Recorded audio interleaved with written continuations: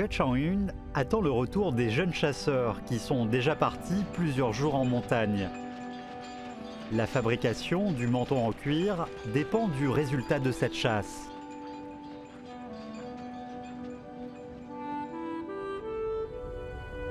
L'attente du retour des chasseurs est toujours longue. Ge Chang-un a passé sa vie à attendre le retour des chasseurs.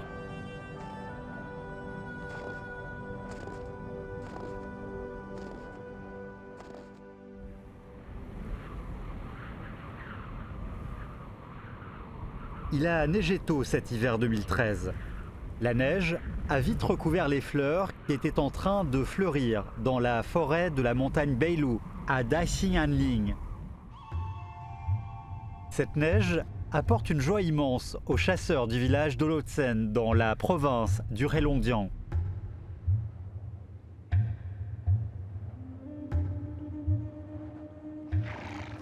Ce sont les seuls chasseurs de minorités ethniques du pays autorisés à chasser une fois par an. Leurs fusils sont stockés au commissariat et le jour de la première neige de l'année est le bon moment pour ouvrir la chasse.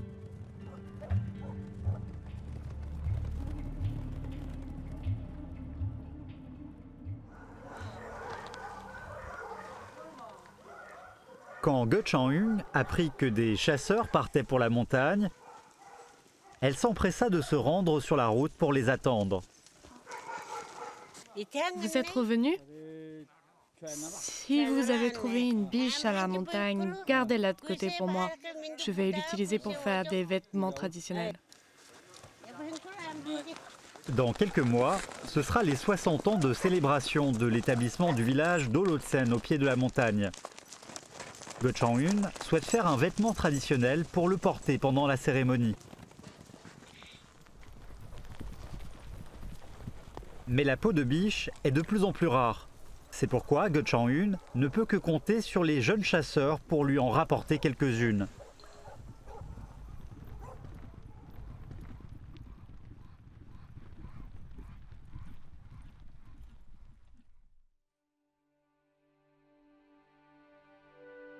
Ge Chang-un est une héritière de la technique de fabrication des vêtements en peau de biche qui est classée patrimoine culturel.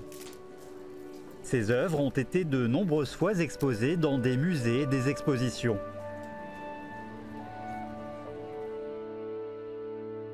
Les vêtements traditionnels, faits par Ge Chang-un, peuvent être portés 3 ans. Si seuls les poils sont endommagés, le vêtement peut encore servir en été ou en automne. Un manteau comme celui-ci doit utiliser 8 peaux de biche et prend environ 40 jours à fabriquer.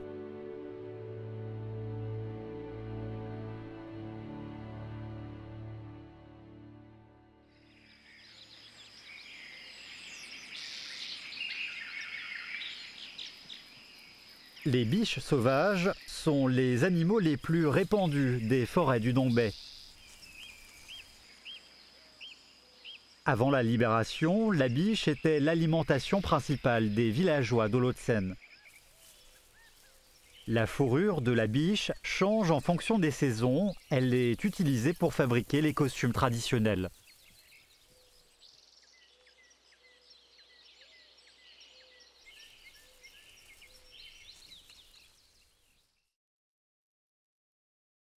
Avec la peau des biches en été, ils fabriquent des vestes en fourrure rouge.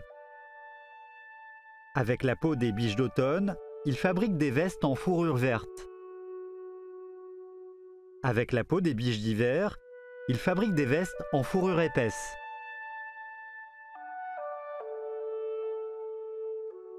Les villageois d'Olotsen ont forgé une forte culture de vêtements de fourrure avec leur vie de chasseurs.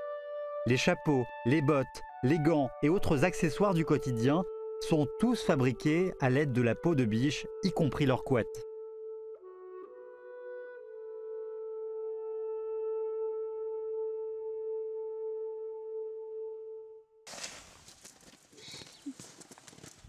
Ge Chang-un a quelques peaux de biche en stock chez elle, mais elles ne suffisent pas pour fabriquer un manteau entier. Elle compte commencer à fabriquer le manteau avec les peaux disponibles.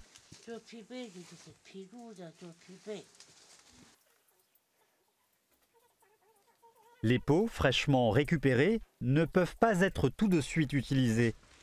Elles doivent d'abord sécher à l'ombre, puis ensuite être exposées au soleil et au vent.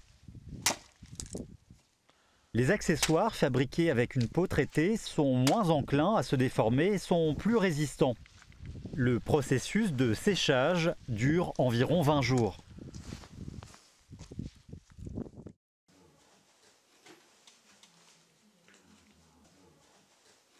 Les peaux, une fois séchées, deviennent aussi fragiles que du carton.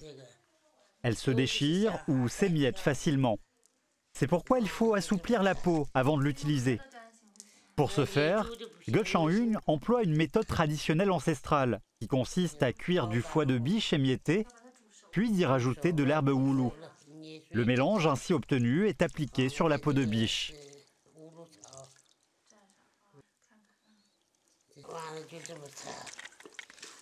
Du foie de porc ne peut pas remplacer le foie de biche, car il est trop gras.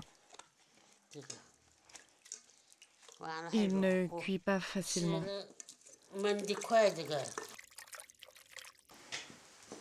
Une fois la peau trempée, la peau doit être placée dans de la sciure de bois pendant 1 à 2 jours.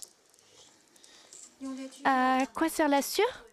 L'humidité concentrée dans la sciure permet d'assouplir rapidement la peau. Demain, elle sera douce, plus facile à cuire. L'application du mélange doit être bien homogène, surtout dans les petits recoins. Il faut réappliquer le mélange plusieurs fois. Le mélange, à base de foie de biche, sent très mauvais. L'odeur reste non seulement flottée dans l'air, mais elle s'imprègne aussi dans les vêtements et met plusieurs jours à se dissiper. C'est aussi la raison pour laquelle beaucoup de personnes ne souhaitent plus faire la profession de fabricant de vêtements en fourrure. Les grandes peaux, à la différence des peaux de petite taille, peuvent être enroulées une fois que le mélange est appliqué. Il faut l'enrouler comme ça. Une fois enroulé, on peut le ranger.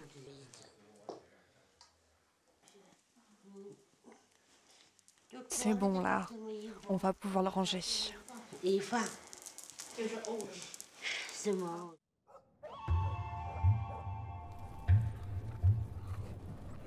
Cet hiver, la température est tombée jusqu'à moins 40 degrés, l'hiver le plus rude depuis 10 ans.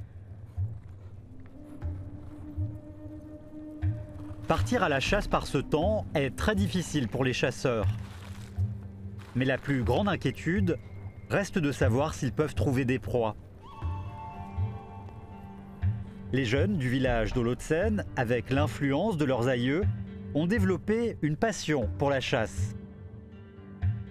Mais contrairement aux générations précédentes, les jeunes chasseurs ne chassent pas aussi bien que leurs ancêtres. Quand mon père partait en chasse, il revenait au bout de 3 à 4 heures avec 2 ou 3 biches. Le père de Goh Chang-un, Goh Tsing-cho, est l'un des meilleurs chasseurs du village de Lhotsen.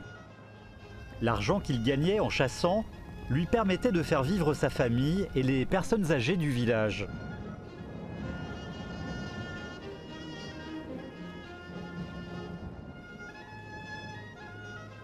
Dans les souvenirs de Goh Chang-un, son père n'était pas bavard, il avait des épaules larges et un caractère déterminé. Dès lors qu'il montait sur son cheval et partait à la montagne chasser, il ne revenait jamais les mains vides. Tous les villageois font preuve de solidarité. Les chasseurs rapportent toujours de la viande pour les familles qui n'ont pas d'hommes pour chasser. Quand une biche est rapportée au village, tout le monde en profite. Si mon père attrape 2 biches, mais qu'un autre chasseur rentre sans rien, mon père lui donnera une volontiers. Goh Chang-un est très nostalgique de la vie du village avant leur déménagement au pied de la montagne. À l'époque, 8 mois sur 12, c'était l'hiver et leur village était recouvert de neige, ce qui rendait la chasse plus facile. Depuis toute petite, Ge Chang-un a grandi auprès des animaux sauvages et de la nature. Elle est familière avec la forêt et la montagne et leur porte une affection toute particulière.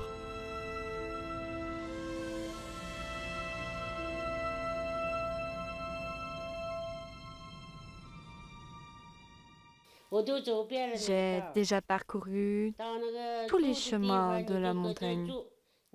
Quand on se rend à la montagne, il faut faire attention à retenir la route et bien se souvenir des environs. Autrement, on peut s'égarer très facilement.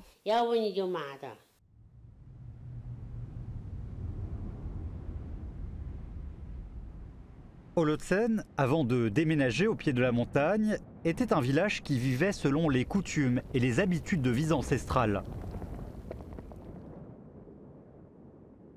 L'habitation est moins mobile en hiver. Ge Chang-un vivait au croisement des rivières de Si Harbin et Suotsigan. En raison du climat rude et du manque de ressources médicales, la mère de Ge Chang-un est décédée quand Ge Chang-un avait à peine 8 ans. Je n'ai pas de souvenir de ma mère. Je me souviens pas de son visage. Le père de Ge Chang-un, étant chasseur, part souvent à la chasse. Par conséquent, il ne se voit pas beaucoup. Mais ayant vécu son enfance aux côtés de sa grand-mère, Ge Chang-un eut une enfance heureuse. Ma grand-mère m'a élevée jusqu'à mes 9 ans. Elle me donnait toujours de la soupe et des biscuits à manger, sans en partager à mes demi-sœurs. Lorsque je lui demandais pourquoi elle n'en donnait pas à mes sœurs, elle me répondait qu'il fallait que j'en mange tant qu'elle était encore là. À son décès, je n'aurais plus rien à manger et ce fut exactement comme elle dit. Mes demi-sœurs étaient toutes doudues et moi, toute mince. Je devais tout le temps les porter. Lorsque je ne le faisais pas, ma belle-mère me frappait.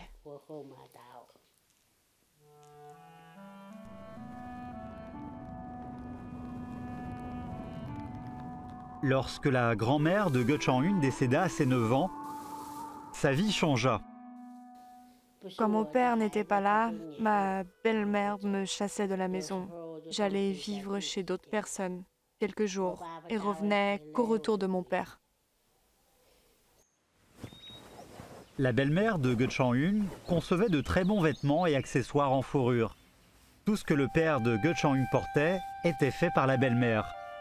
Quand son père s'absentait pour chasser, Ge Chang-un regardait toujours de loin sa belle-mère faire. Ma belle-mère est très habile. Je la regardais toujours faire, mais elle ne me laissait pas apprendre.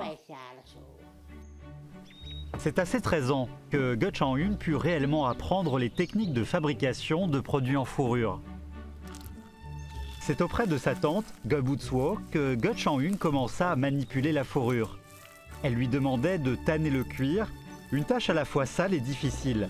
Mais Ge Chang-un ne se plaignait jamais, elle obéissait et sa tante était très satisfaite de son travail.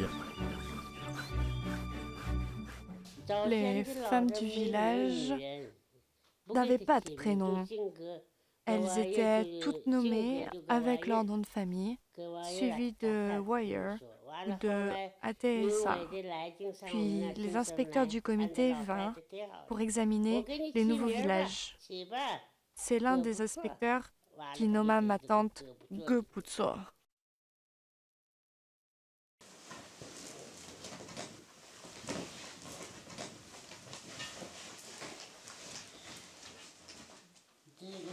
Cela fait maintenant plus de 10 ans que Ge Chang-un tanne le cuir.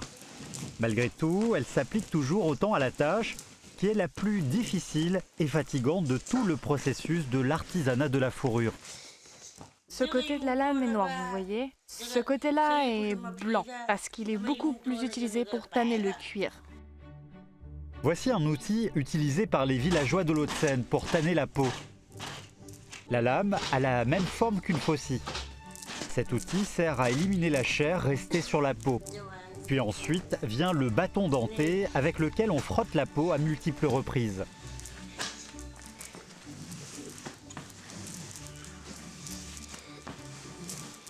J'ai fait ce bâton denté toute seule. Les frottements avec le temps du bâton rendent la peau souple. Durant le processus, le plus difficile est de fixer la peau avec ses deux pieds pour pouvoir frotter la peau d'un geste de rameur. Comme la peau n'est pas uniforme, il est difficile d'exécuter la tâche de façon homogène. Ge Chang-Yun a dû s'entraîner 3 ans pour maîtriser ce geste qui paraît simple d'apparence. Le point d'attention durant le tannage de la peau est qu'il faut à la fois tanner et étirer le cuir en même temps. La peau de biche, contrairement à d'autres tissus, est très élastique. Si la peau n'est pas travaillée uniformément, elle risque d'avoir des bosses. Quand la peau est correctement tannée, elle ne détient plus de chair et a atteint une certaine souplesse. Elle est alors prête à être travaillée.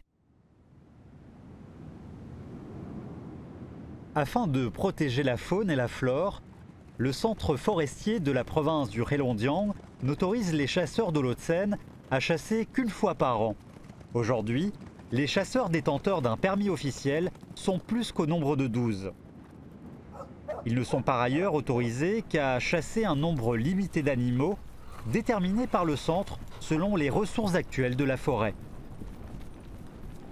Cette année, le quota est de 50 sangliers et 10 biches sauvages.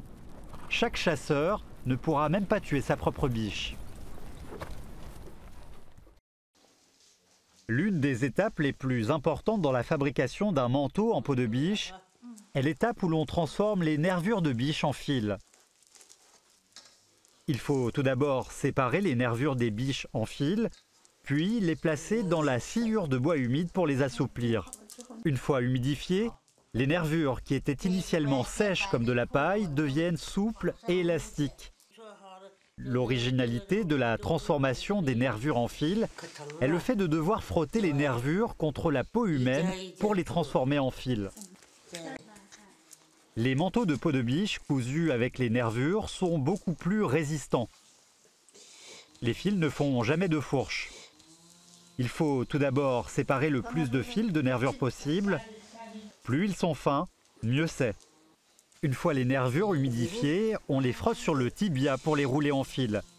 Il faut toujours rouler le fil dans la même direction. Combien de fils faut-il pour faire un manteau à peu près? Il faut près de 2 nervures de biche pour un manteau entier. Il faut enrouler en grande quantité. C'est un travail de patience. Il faut rouler les fils doucement. Si c'est mal fait, ça ne marche pas. Après cette étape, regardez, les nervures initialement sèches et raides deviennent des fils souples et élastiques.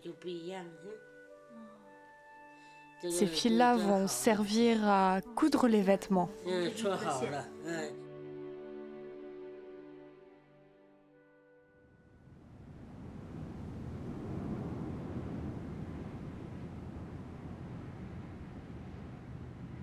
Les villageois de l'Hao-de-Seine aujourd'hui ne vivent plus de la chasse. Leur source de revenus principale, c'est l'agriculture. Seuls quelques anciens du village continuent de vivre dans les traditions ancestrales. Ge Chang-Yun fabrique chaque année des vêtements en peau de biche traditionnelle. Elle est très nostalgique de la vie qu'elle menait auparavant et rêve souvent de son père à dos de cheval en train de poursuivre sa proie.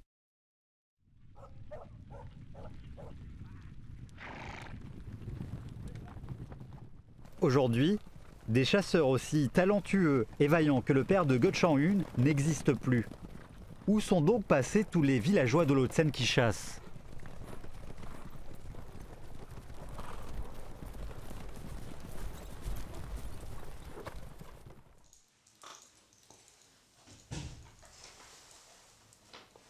Après avoir préparé les fils en quantité suffisante, Ge Chang-yun commence à découper le cuir à l'aide d'un patron.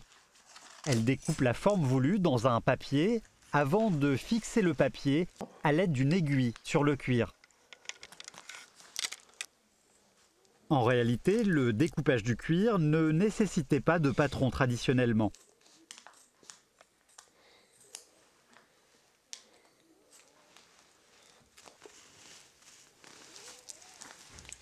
C'est Ge Chang-yun qui a appris la méthode du patron auprès des Han et qui l'a intégrée dans le processus de découpage du cuir.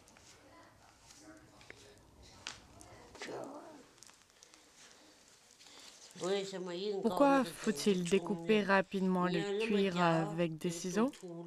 C'est pour éviter de découper aussi le poil.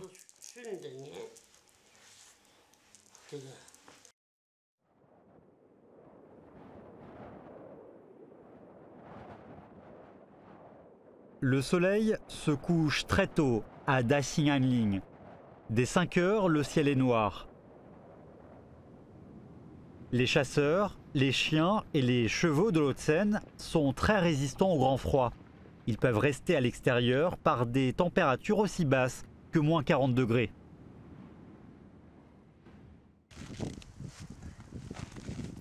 La couverture en peau de biche est essentielle pour les chasseurs qui passent la nuit dehors.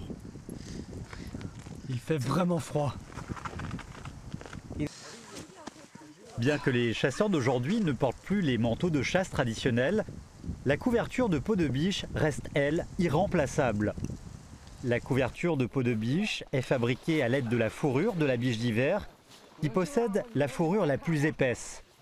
Elle tient extrêmement chaud, mais il faut se déshabiller afin que la couverture puisse transmettre sa chaleur. Enlève tout, n'hésite pas.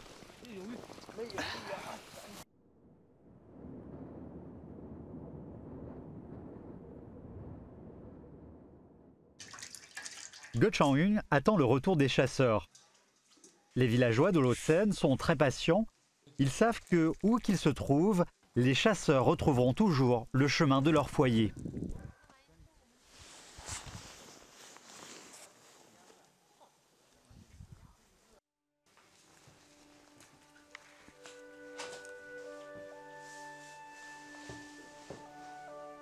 Ge Chang-yun commence à coudre la peau de biche. La force utilisée lors du passage de fil est très importante. Elle doit être uniforme. En cousant, il faut veiller à vérifier que les deux peaux sont fixées correctement. Il faut surtout surveiller qu'un espace n'est pas laissé par mégarde. Autrement, cela remet en question la résistance du cuir. Le fil, fabriqué à partir des nervures, ne se voit pas. Si j'avais utilisé du fil de couture standard, en retournant le cuir, les fils auraient été visibles. Mais si j'utilise les fils des nervures, c'est invisible. C'est l'avantage de coudre avec les fils des nervures.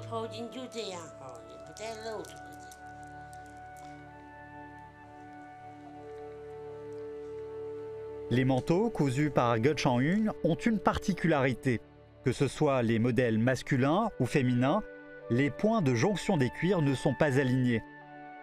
Cela laisse croire aux gens que l'alignement des peaux a été mal fait. Mais en réalité, c'est une spécialité des vêtements traditionnels de l'Haut-de-Seine, afin de renforcer la résistance des manteaux. Le fait d'avoir 2 points de fixation est plus solide qu'un seul. Les pièces ont moins tendance à se détacher facilement.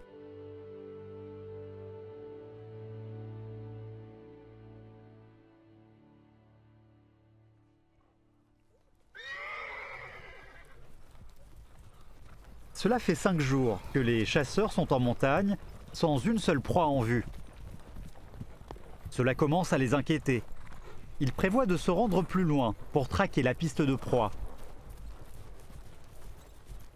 En traversant la forêt, les chasseurs ont repéré une cible. Waouh! Regardez-moi cette biche, elle est plutôt grande. Venez voir.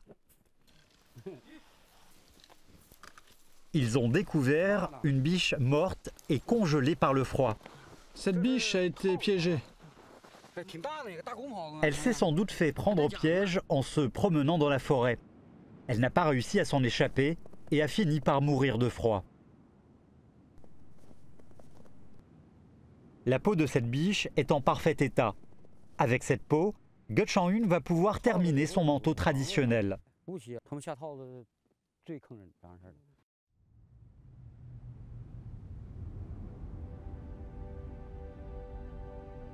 Après un mois de dur travail, Ge Chang-un a finalement terminé son manteau. Mais elle n'a pas eu le temps de l'enfiler que le musée provincial du Heilongjiang l'acheta pour sa collection. Les modèles de vêtements de l'Haut-de-Seine sont plus ou moins identiques pour les hommes et les femmes. La fermeture est sur le côté droit de la poitrine. Les manches et les côtés du vêtement sont renforcés à l'aide d'un cuir très fin.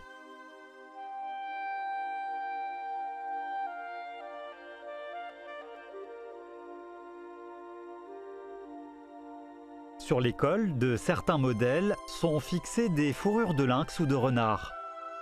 Il y a des motifs décoratifs sur les modèles féminins.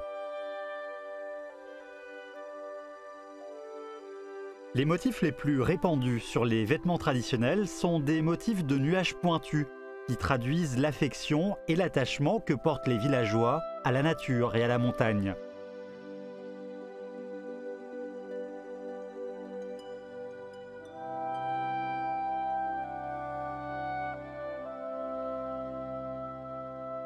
Le manteau fait par Ge Chang-un est représentatif du vêtement traditionnel de l'Haut-de-Seine et est d'une très haute qualité. C'est un objet de collection rare.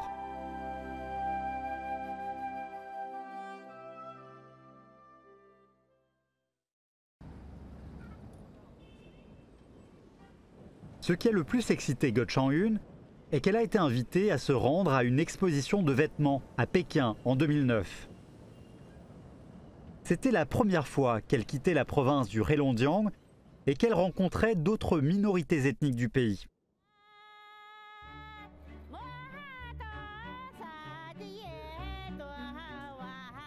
Lors de cette exposition, Ge Chang-un a non seulement pu montrer ses talents uniques pour la peau de biche, mais a aussi montré son côté chaleureux et sincère, caractéristique des peuples vivant dans les hauteurs du pays.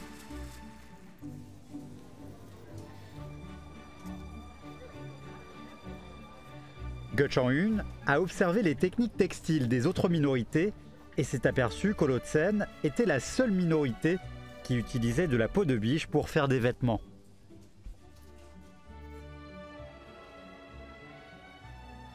Le pur hasard a mené Ge Chang-un sur le chemin de l'artisanat de la peau de biche. Personne ne se doutait que plus de 10 ans après, elle deviendrait l'héritière d'une technique unique, classée au patrimoine culturel.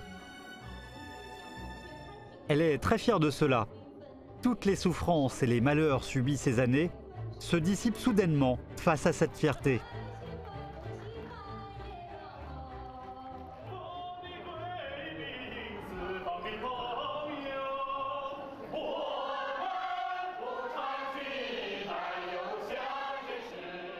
Vous avez vraiment bien dansé.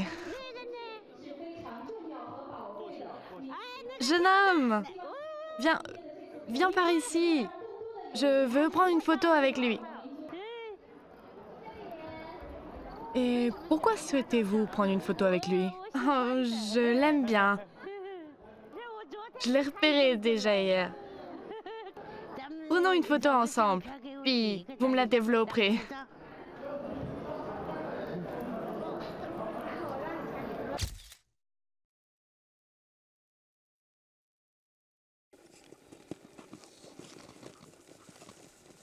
Les vêtements en peau de biche traditionnels sont encore appréciés des personnes âgées, mais les jeunes ne les portent plus. Ils ne sont pas non plus prêts à apprendre cet artisanat. Ce savoir-faire traduit l'histoire de milliers d'années de la culture de la chasse de la minorité de l'Haut-de-Seine. Afin de perpétuer ce savoir-faire, la ville de Rayre a organisé des cours pour enseigner la technique contre 20 yuan par jour. Au début, cela a suscité la curiosité d'un public, mais fabriquer les vêtements en cuir de biche est un processus long, sale et fatigant. Progressivement, les élèves se sont faits de plus en plus rares. Aujourd'hui, il ne reste que quelques élèves qui continuent à apprendre ce savoir-faire. Parmi eux se trouve la troisième fille de Ge Chang-yun, Wu Liwei. En relatant le passé difficile de sa mère, Wu Liwei ne put retenir ses larmes. À vrai dire, je n'ai jamais songé à apprendre ce savoir-faire. Je ne voulais vraiment pas apprendre, car c'est vraiment sale. Et quand je vois ma mère avec toutes ces maladies, elle a de l'asthme sévère qu'elle a développé au contact des fourrures. Elle a aussi des rhumatismes. Son bassin est aussi déplacé. C'est vraiment un artisanat difficile et pénible.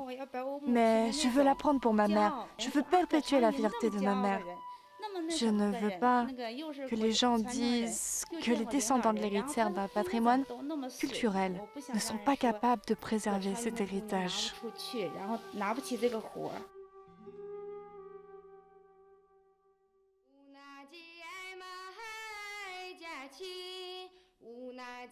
La nouvelle génération de l'Haut-de-Seine ne parle plus sa langue maternelle et ne connaît pas bien sa culture.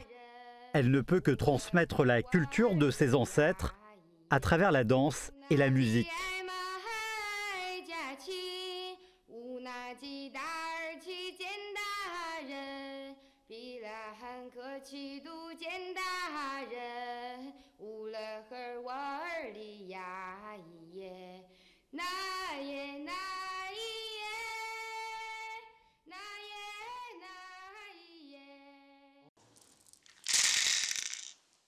Ge Chang-yun joue au jeu le plus ancien de l'Haut-de-Seine. C'est un jeu auquel elle jouait avec sa grande sœur étant plus jeune. Quand Ge Chang-yun eut 12 ans, sa sœur fut frappée d'une maladie dont elle ne se releva jamais, en laissant une fille derrière elle. Quand ma sœur est morte, j'ai dû m'occuper de sa fille. Je l'emmenais à l'école avec moi. Mais quand elle se mettait à pleurer, cela interrompait le cours et dérangeait les autres élèves. Quand j'étais en 5e, le professeur me dit d'arrêter de venir à l'école, car cela déconcentrait les autres élèves. Donc, j'ai arrêté de venir. Pour s'occuper de cet enfant, elle a arrêté l'école. Contre toute attente, son père voulut que Ge Chang-yun épouse son beau-frère à l'âge de 18 ans. Elle refusa.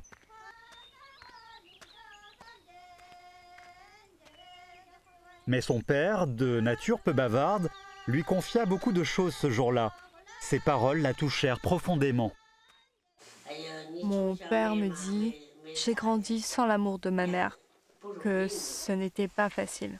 Il m'a dit de l'écouter. Épouser mon beau-frère était un bon choix. Avec cet enfant, j'aurais eu une vie meilleure à ses côtés. C'est comme ça que j'épousais mon beau-frère, qui était de 12 ans mon aîné. C'est depuis ce jour-là que Ge Chang-yun a réalisé que son père savait tout ce qu'elle vivait. Son père était au courant des moindres souffrances de sa fille, mais il ne savait pas comment lui exprimer.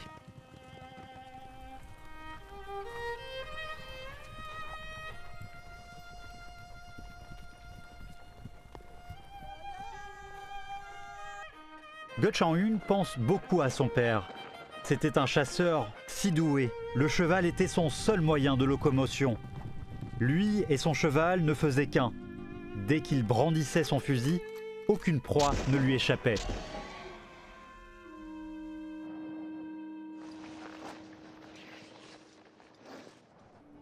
Comme son père est décédé tôt, Ge Chang-yun n'a jamais eu l'opportunité de faire un manteau en cuir pour son père.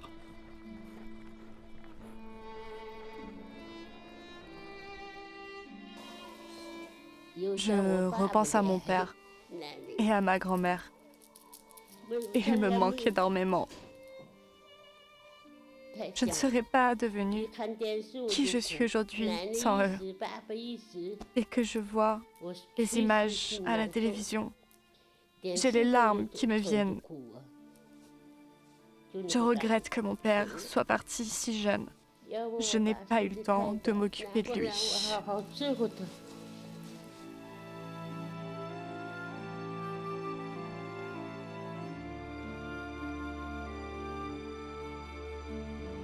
Ge Chang-un a fait d'innombrables manteaux de cuir.